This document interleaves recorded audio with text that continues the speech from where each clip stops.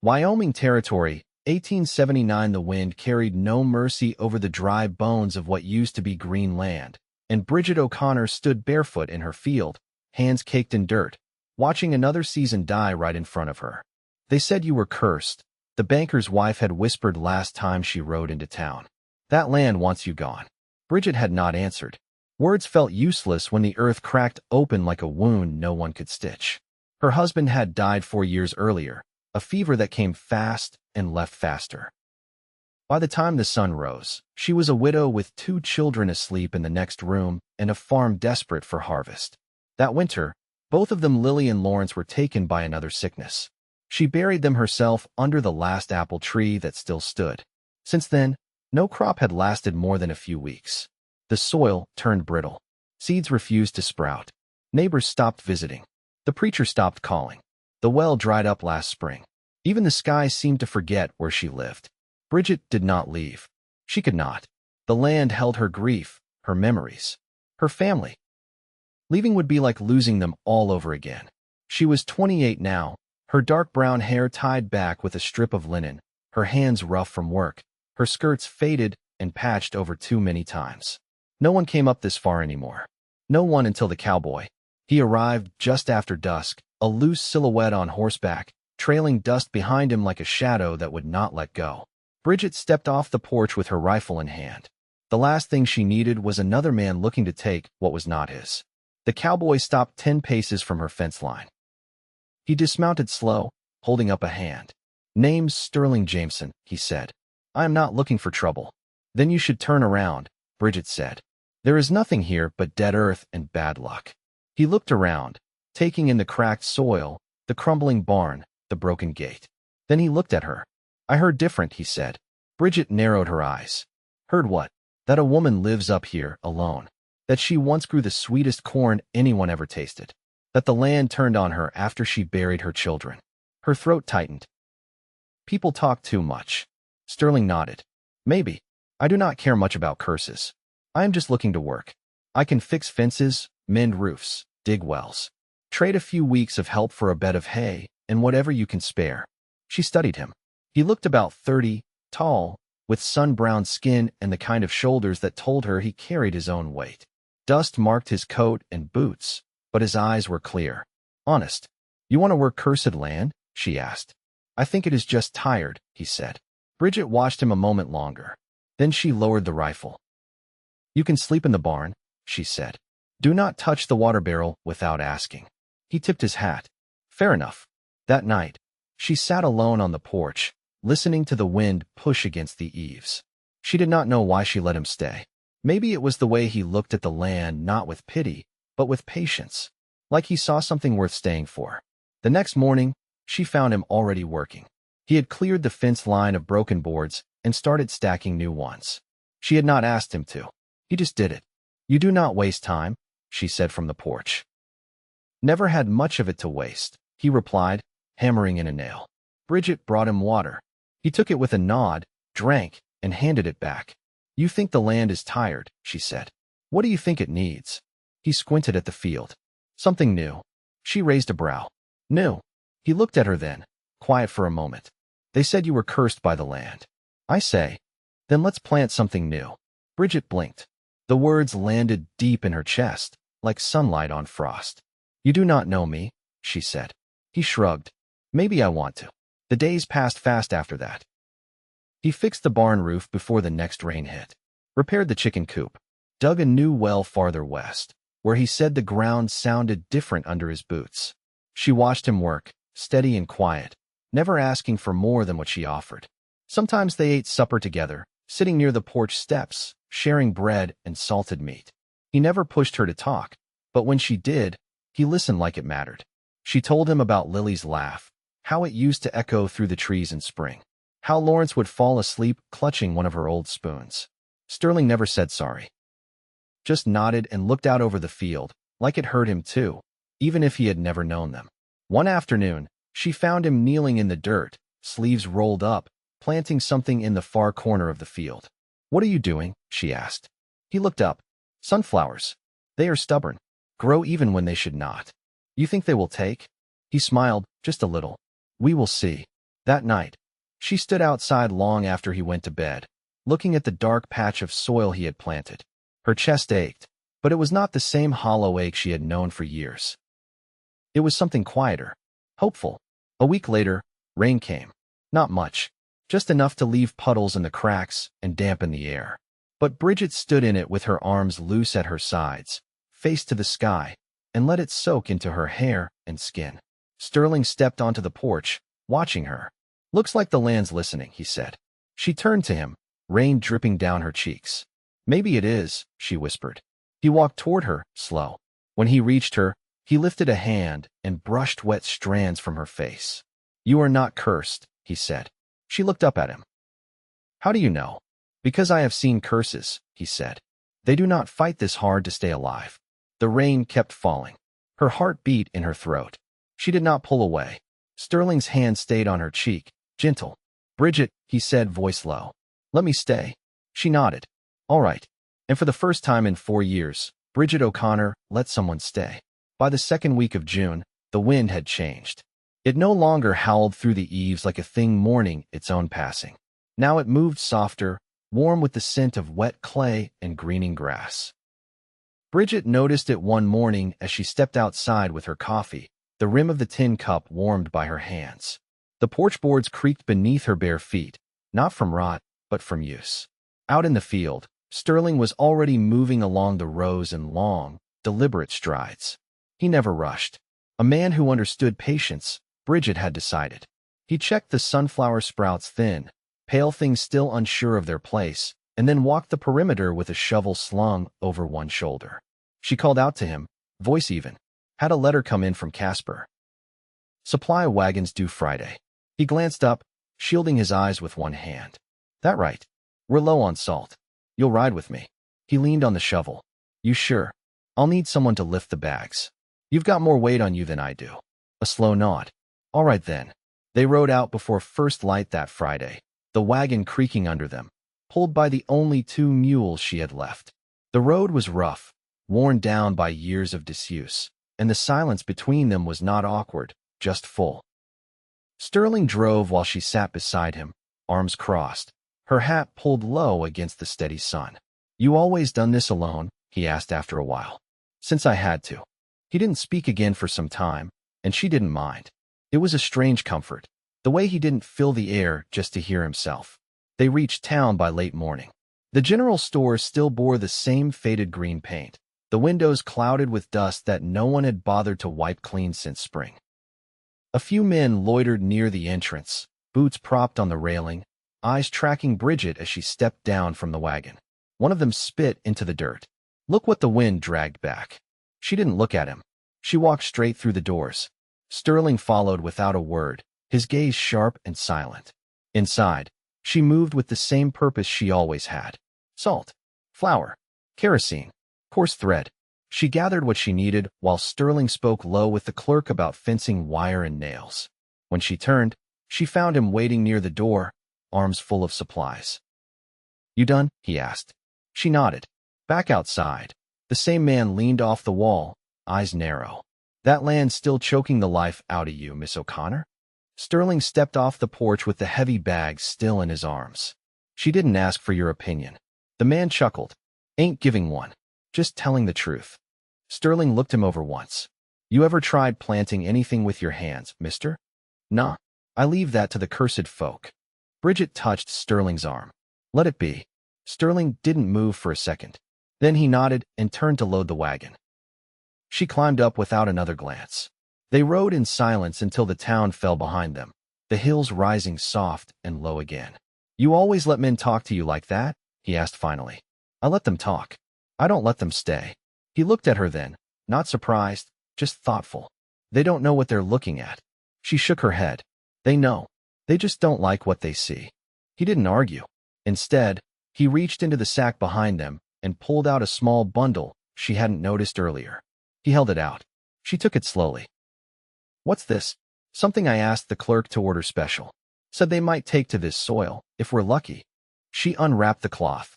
Inside were seeds, pale and oblong, labeled in a careful hand. She read it aloud. "Pumpkin.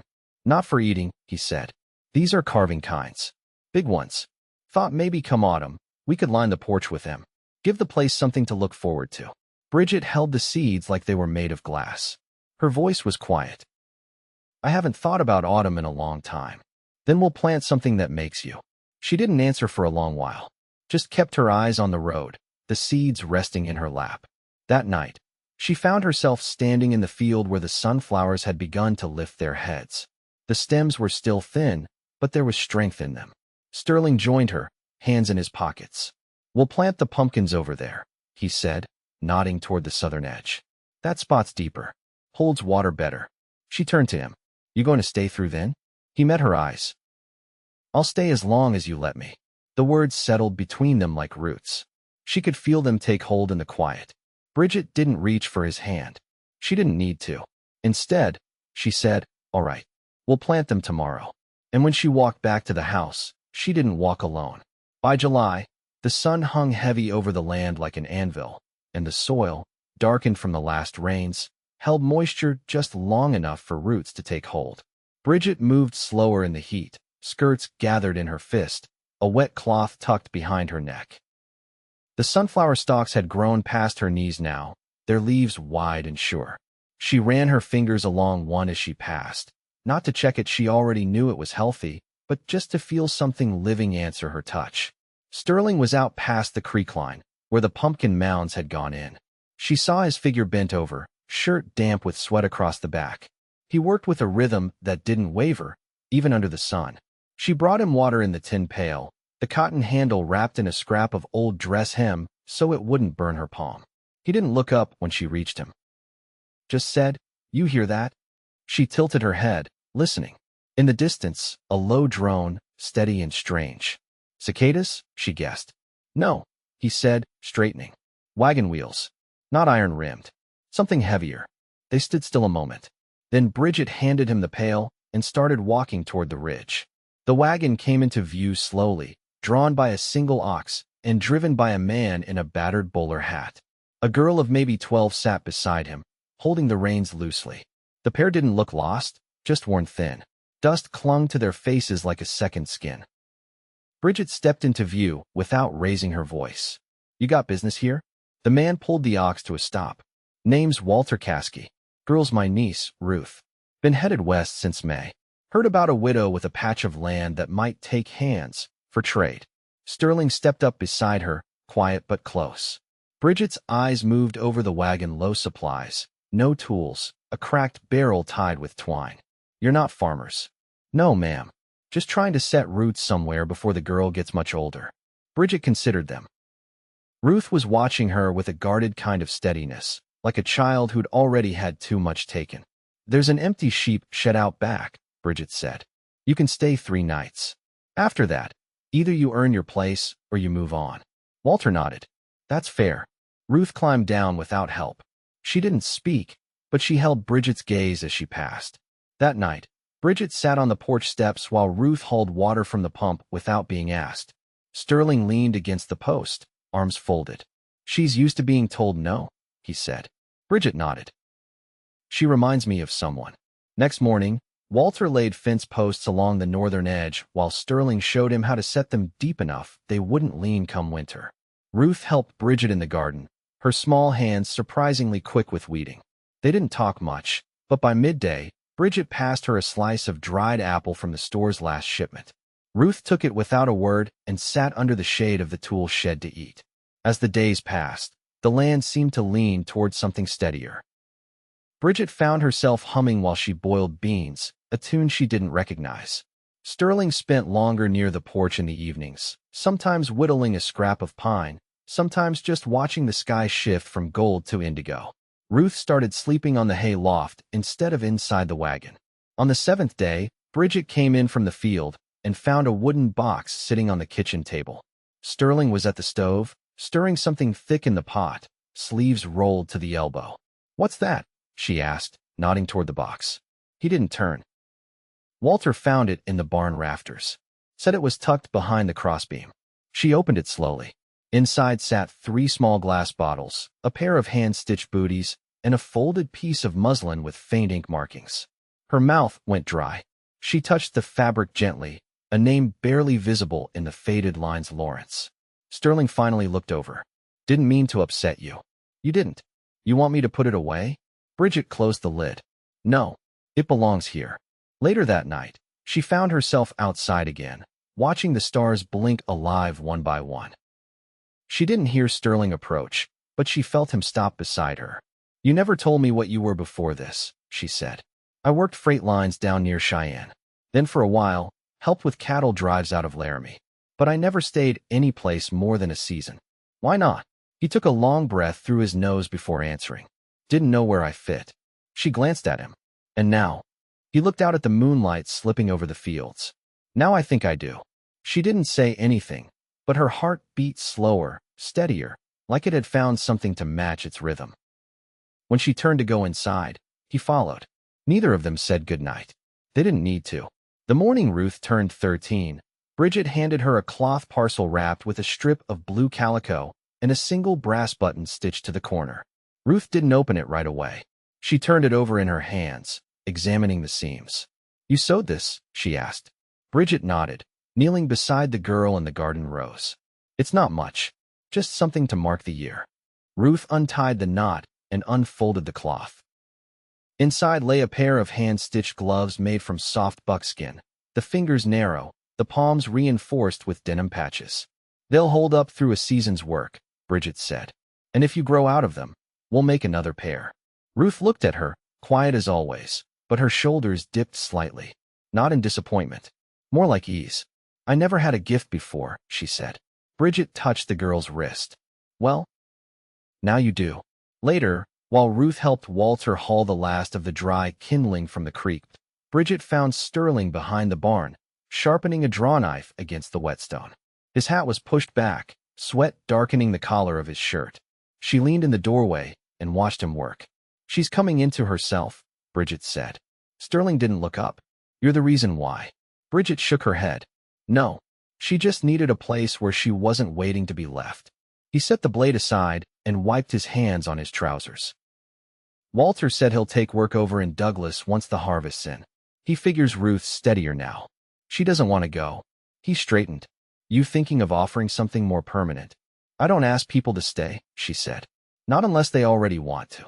Sterling stepped closer, slow. You ever think about what it'd be like if we didn't have to ask? She met his gaze, held it. I've thought about a lot of things lately. There were no declarations between them. No sudden grasping or vows.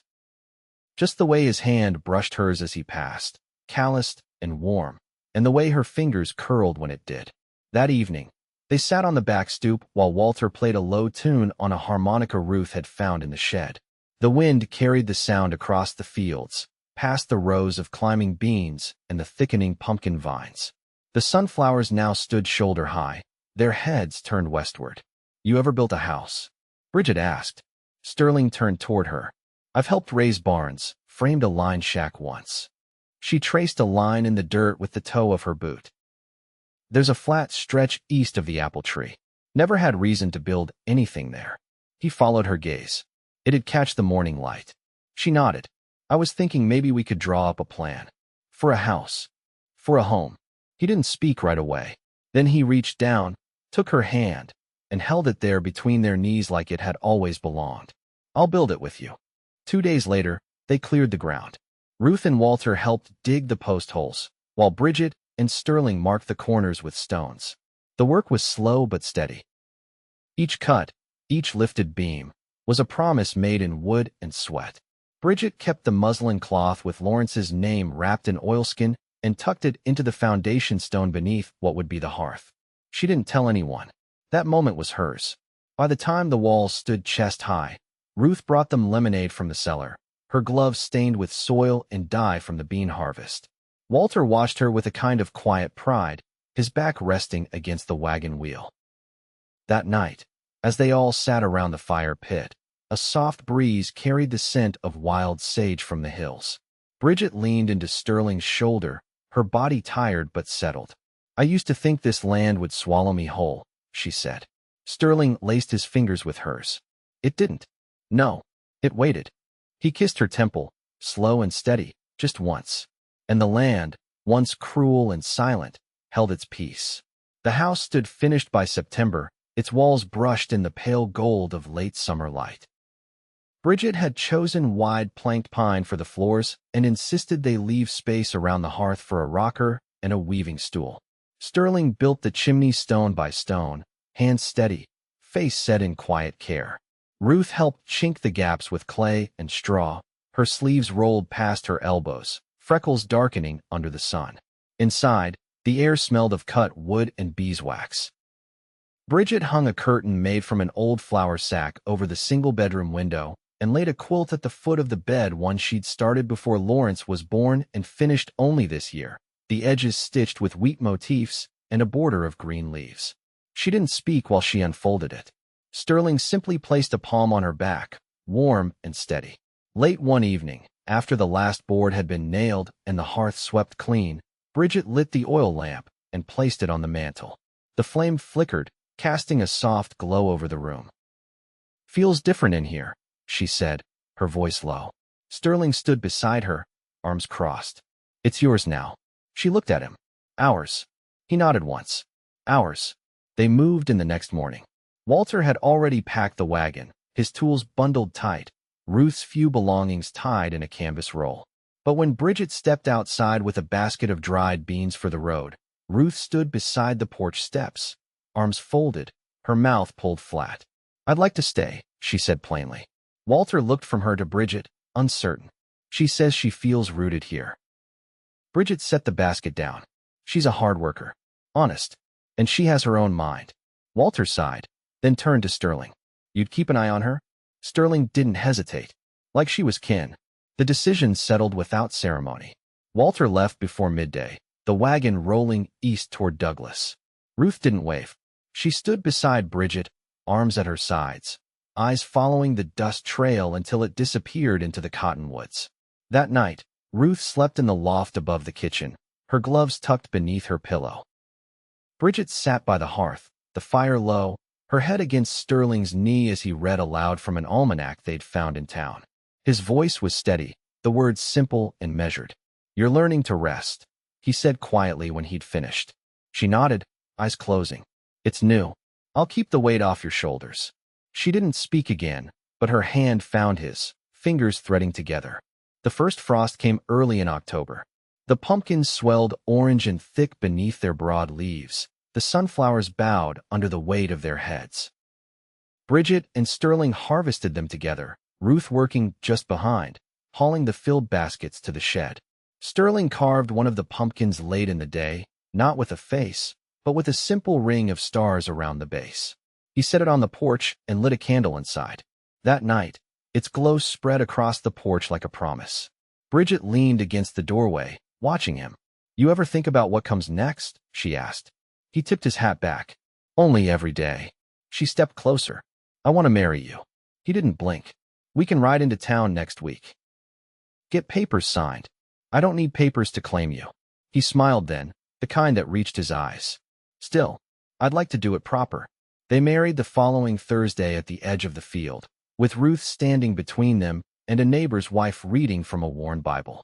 There was no ring, just a simple binding of hands wrapped in linen, and the sun overhead, clear and bright. When they kissed, it wasn't shy or rushed. It was slow, certain, the kind of kiss that didn't ask for anything more than what had already been given. The house filled with warmth after that. Not loud, not sudden, just a slow accumulation of laughter, shared work, and quiet evenings. Sterling built a second rocker for the porch. Ruth began copying passages from the almanac into a notebook Bridgette had stitched for her. They planted winter wheat before the snows came, and when the first flakes dusted the windowsills, Bridgette stood at the hearth with Sterling's arms around her waist, watching the field disappear under white. "Feels like the land's breathing again," she said. "It is," he answered. "We all are." Years passed, but not fast. The seasons turned gentle. The apple tree bloomed again, just once, with a single blossom in the spring of '84. Bridgette picked it and pressed it between the pages of Ruth's notebook. Ruth grew into a sharp, capable woman, and in time, she met a ranch hand named Eli from a property down near the river. They married on the same land where Bridgette and Sterling had stood, with sunflowers blooming behind them and baskets of preserved pumpkins stacked nearby.